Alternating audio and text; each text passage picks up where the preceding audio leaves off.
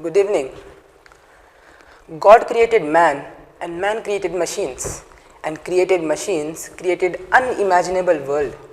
How creative God is in making our body function properly.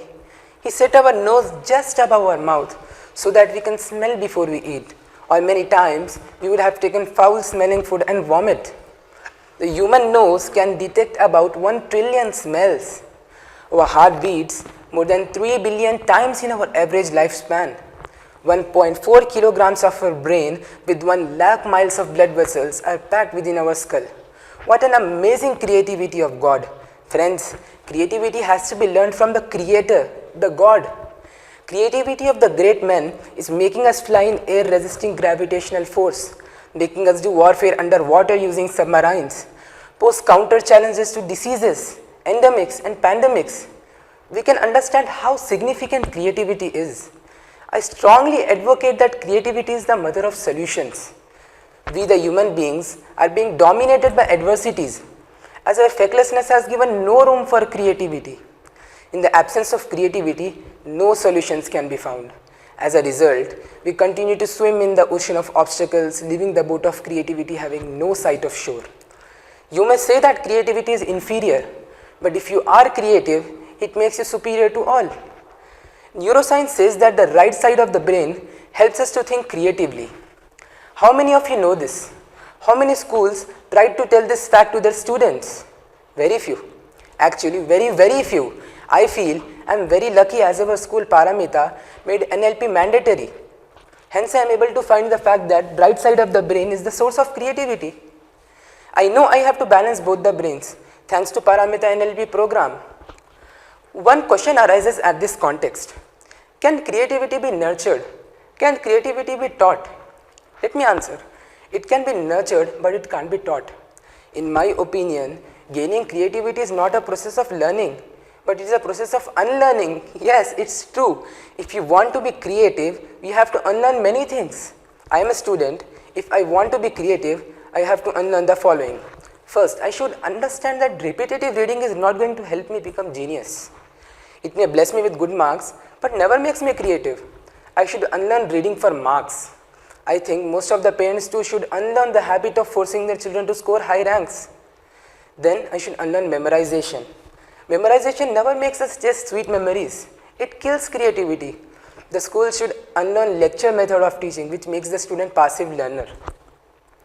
Here, student creativity is more significant than that of the teachers.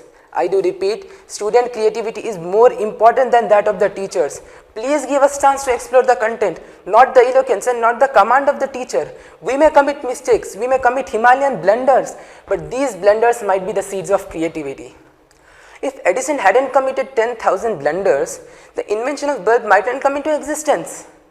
If I want to learn swimming, the videos on internet how to swim aren't going to help me. They give advice and not expertise. I have to jump into water, experience the difficulties, try to save myself from drowning, and then finally I will learn swimming. Thus creativity can be nurtured, but it can't be taught. In the mathematics class, if I get the answer in my own way, it has to be welcomed, encouraged and appreciated. The teacher shouldn't say that I hadn't followed the customs while solving a certain problem. If I blindly follow the teacher, then I am killing my own creativity. Or if the teacher instructs me to follow only his or her command, it means the teacher is killing the creativity of the student. Remember, creativity is almost and always spontaneous. There is no constitution for creativity. The story which I read proves my statement. There was an old, ugly and greedy businessman in a town. There was a man in the same village who had a young, beautiful daughter, took loan from this businessman. Some months passed and the man couldn't repay the debt. The old cunning businessman wanted to marry the young daughter of this helpless man. One day, he called this man and his daughter and said that he would wipe out all the loan in one condition. He said he would put 2 pebbles in a bag, one white and the other black. The girl had to pick any one of the pebbles. If she picks black, he would wipe out all the loan, but the girl has to marry him. If she picks white, he would wipe out all the loan and the girl no need to marry him. The helpless man accepted. The girl observed that the cunning old businessman put 2 black pebbles in the bag. She took the bag, slipped pebble on the pebble, strewn ground and said, "Sorry sir, the pebble which I have picked has dropped and mixed with the other pebbles. Let's check the bag to see what I picked and dropped." Obviously, there would be black in the bag. She showed the black one to all and said that the picked one was white. This is what called creative thinking. It can be nurtured by exposing ourselves to various challenges. Syllabus plans, lesson plans helps us to go in a proper direction. They are necessary, but they are not everything. If they become everything, we will be nothing in future. Yes, if they become everything, we will be nothing in future. I would like to say, I need a creative mind to make myself creative. I need creative mentors to make myself creative. Who knows? I may be another Einstein or Sir C.V. Raman if my voyage is in the ship of creativity.